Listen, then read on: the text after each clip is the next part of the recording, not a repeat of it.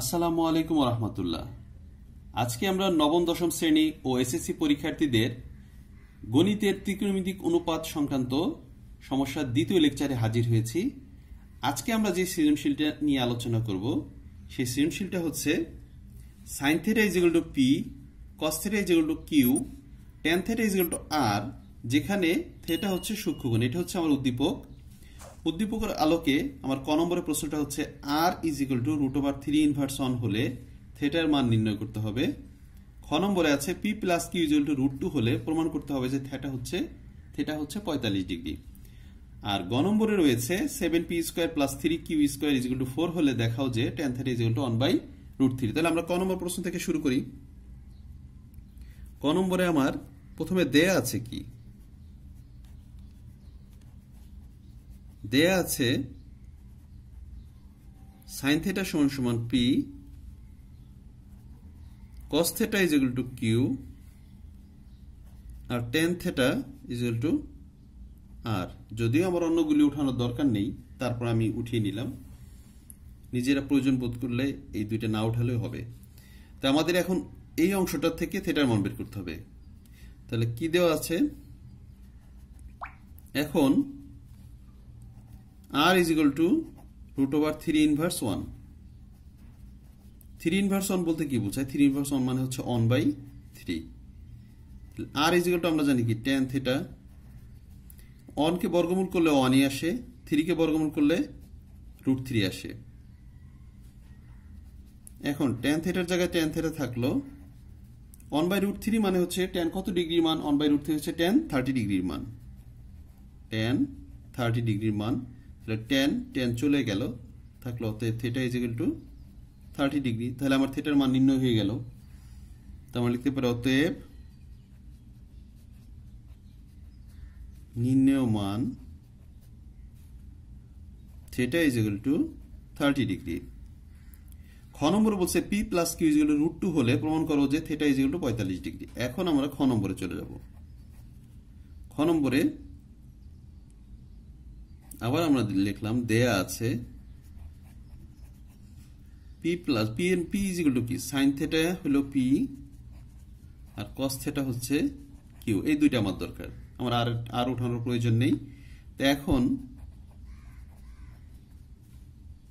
p + q দেওয়া আছে √2। তাহলে p = আমরা কি পেয়েছি? sin θ। বসিয়ে দিলাম q এর পরিবর্তে sin θ, q এর পরিবর্তে বসিয়ে দিলাম cos θ = √2। এখন আমরা cos θ কে পাশে যদি নিয়ে যাই তাহলে কি আসবে? √2 - cos θ। এখন উভয় পক্ষকে আমরা বর্গ করব। তাহলে sin θ কে বর্গ করলে আর √2 - cos θ এটাকে বর্গ করব আমরা। উভয় পক্ষকে বর্গ করে এখানে সাইড নোট দিয়ে দিলাম বর্গ করে। এখন sin θ কে বর্গ করলে কি আসে?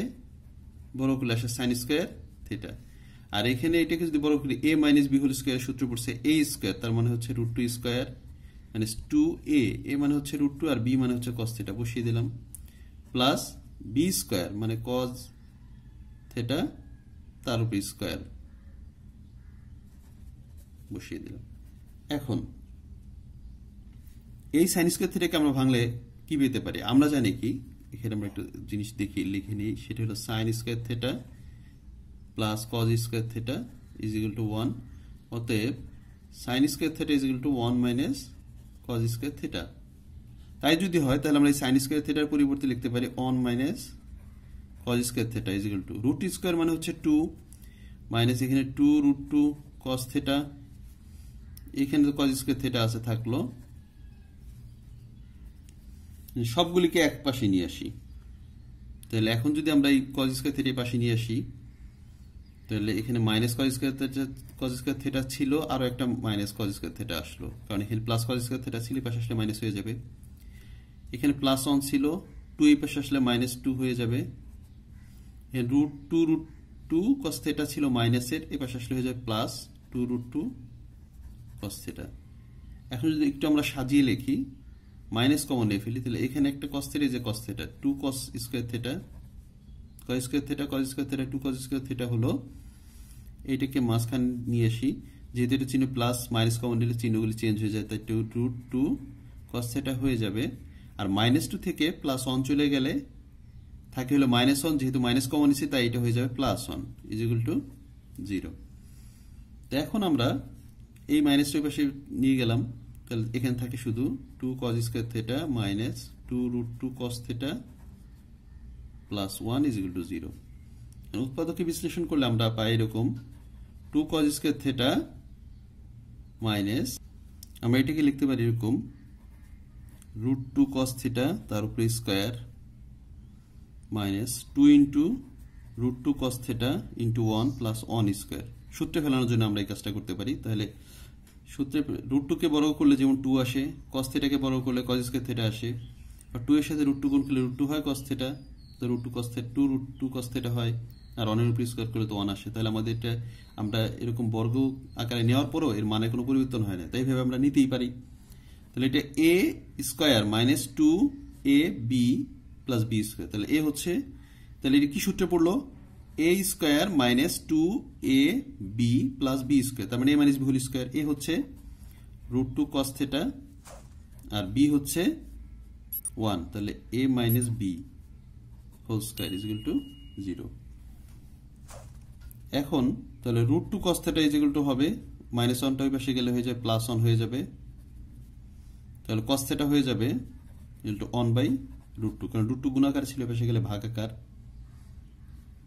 তো 1/√2 মানে কত ডিগ্রি?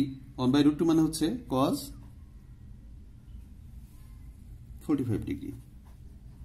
তাহলে উভয় পক্ষ থেকে যদি আমি cosটা বাদ দিয়ে দিই, এখানে cos এই cos বাদ হয়ে যায়, তাহলে আমরা লিখতে পারি অতএব theta is equal two 45 degree. এইটাই আমাকে প্রমাণ করতে বলছে, আমরা লিখলাম প্রমাণিত। এরপর আমার গ নম্বরে বলেছে 7p square plus 3q square is equal two 4 হলে দেখাও যে tan theta is equal two 1/√3। তাহলে আমরা এই যে অংশটা দেওয়া আছে, এটা থেকে আমরা tan থিটার মানটা বের করে ফেলতে পারবো।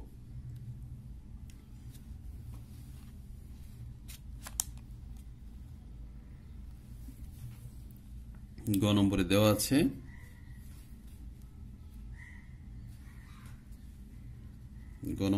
আছে 7p square plus 3q square is equal two 4। তাহলে p মানে আমরা জানি sin থিটা, তাহলে 7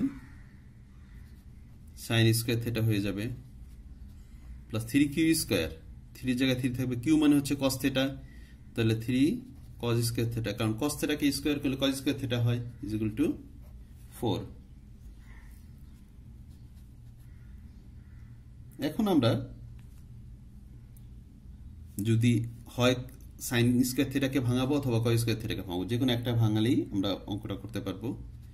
তাহলে 7 sin স্কয়ার থিটা আছে থাকলো, 3 cos স্কয়ার থিটাকে যদি ভাঙাই তাহলে 3 cos স্কয়ার থিটাকে ভাঙাইলে আসে 1 মাইনাস sin স্কয়ার থিটা। আমরা প্রথম খ নম্বর অঙ্কটা করার সময় দেখেছিলাম। এখানে 4 এর জায়গায় 4 থাকলো, 7 sin স্কয়ার থিটা আছে থাকলো প্লাস 3 এর সাথে 1 গুণ করলে 3 একে 3 বিয়োগ প্লাসে মাইনাসে মাইনাস, 3 এর সাথে sin স্কয়ার থিটা গুণ করলে 3 sin square theta is equal two 4।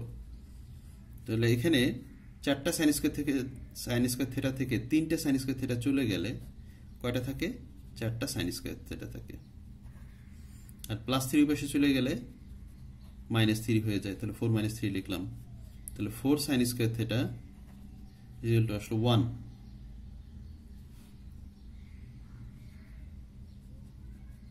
তাহলে আমার এখানে 4 sin স্কয়ার থিটা, তো শুধু sin স্কয়ার থিটা রাখলে 4 ওই পাশে চলে যাবে, ওই পাশে যে 1/4 হয়ে যাবে। এখন যদি আমি বর্গমূল করি তাহলে sin স্কয়ার থিটাকে বর্গমূল করলে sin থিটা থাকে, আর 1/4 কে বর্গমূল করলে 1/2 থাকে, মানে হাফ। এখন এখানে যে sin থিটা আছে সেই sin থিটা থাকলো, হাফ মানে হচ্ছে কত ডিগ্রি মান? হাফ মানে হচ্ছে sin 30 ডিগ্রি মান, তাহলে আমরা sin 30 ডিগ্রি লিখলাম। এখন উভয় পাশ থেকে sin থিটা বাদ দিয়ে দিলাম, তাহলে থিটা আমরা পেয়ে গেলাম কত ডিগ্রি? 30 ডিগ্রি। তাহলে এখন আমাদের বাম পক্ষটা কি আছে দেখি আমরা। বাম পক্ষটা দেওয়া ছিল আমাদের, বাম পক্ষ is equal two tan theta. তো tan theta is equal two আমরা লিখতে পারি tan কত degree? tan 30 degree. tan 30 degree মান কত? tan 30 ডিগ্রি মান হচ্ছে 1/√3, অর্থাৎ ডান পক্ষের সাথে মিলে গেল। তাহলে বাম পক্ষ ডান পক্ষ মিলে গেল, তাহলে আমরা এখানে লিখতে পারি দেখানো হলো। আশা করছি বুঝতে পেরেছেন। আজকে এ পর্যন্তই। ভিডিওটি ভালো লেগে থাকলে লাইক কমেন্ট শেয়ার করবেন এবং চ্যানেলটিকে সাবস্ক্রাইব করে বেল বাটনটিকে ক্লিক করে রাখবেন, যাতে পরবর্তী কোন নতুন নতুন ভিডিও আসলে নোটিফিকেশন পেতে পারেন। আল্লাহ হাফেজ।